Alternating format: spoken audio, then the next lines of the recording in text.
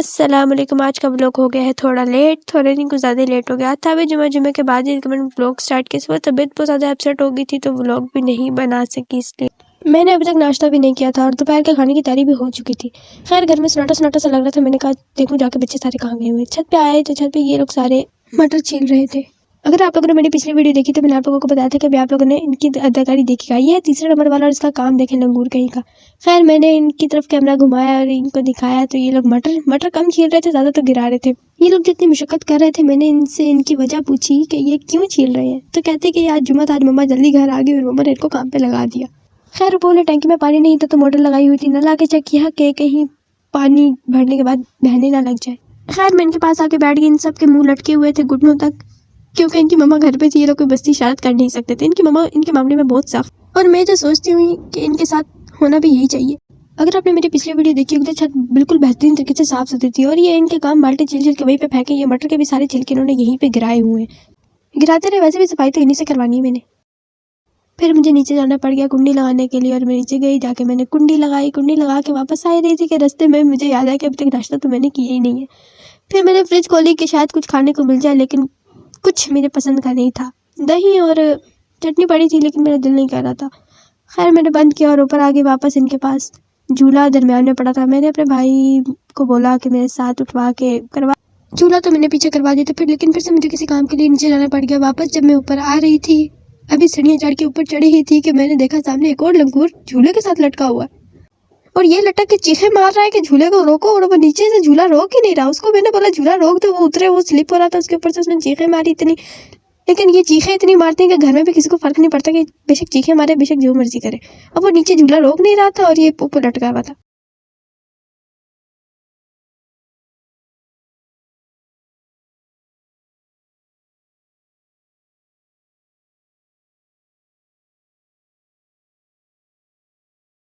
इसकी आवाज़ सुनकर तो मुझे भी इस पर तरस आ रहा था, लेकिन ये तरस खाने वाली चीज़ें नहीं है। उसका बड़ा भाई आया और उसका नाजायज़ फ़ायदा उठाते हुए इसके गुदगुदियाँ करनी शुरू कर दी। उसने चीखें चलाया कि मुझे छोड़ दो, मुझे छोड़ दो।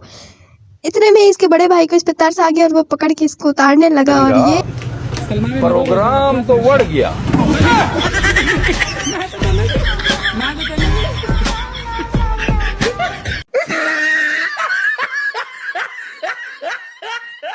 ये होने के बाद भी इनकी हड्डी को चैन नहीं था। इनकी भाई मैं भी तेरे साथ मटर छिलाता हूँ। तेरा तो आज सीधी है माया।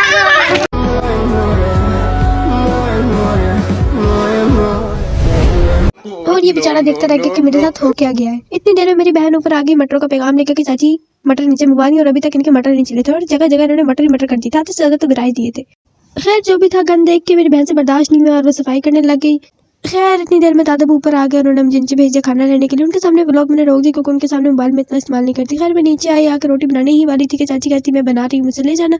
मैंने कहा चलो ये भी ठीक है। खाना गर्म हो रहा था, चिकन बना हुआ था, रोटी बन रही थी, साग के पराठे भी बन रहे थे। साग के पराठे वो अपने बच्चों के लिए बना रही थी तो वो उन्होंने अपने बच्चों को देने थे। खैर मैंने सालन रखा, रोटी रखी और मैं लेके आई रही थी और साथ छोटा भाई इतनी मेहनत से पूरी प्लेट को उठाकर अपनी बहादुरी का मुजाहिरा करते हुए ऊपर आ ही रहा था।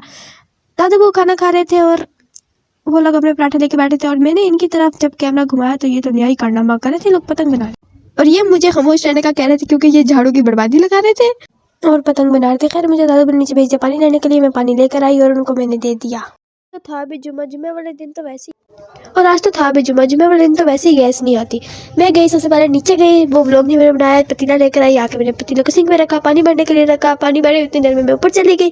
ऊपर जाके मैंने इनको देखा कि लोग क्या कर रहे हैं और धूप का नज़ारा देखा क्योंकि नहाना था। नहाने के बाद तो इस्लामाबाद में तो बहुत ही ठंड लगी। इनकी पतंग बन के कंप्लीट हो चुकी थी और जैसे आके पानी को मुझे देख रहा था जैसे मैंने इसे चोरी करते हुए पकड़ लिया। खैर मैं दोबारा से नीचे आई, पानी भर चुका था, पानी को मैंने चूल्हे पे रखा, पानी गर्म होने लगा और ये थोड़े से बर्तन पड़े थे, इन बर्तनों को धोया और दादा बुझारते थे कि नमाज पढ़ने वो चले गए थे। जाके मैंने कुंडी लगाई और वापस ऊपर आ गई।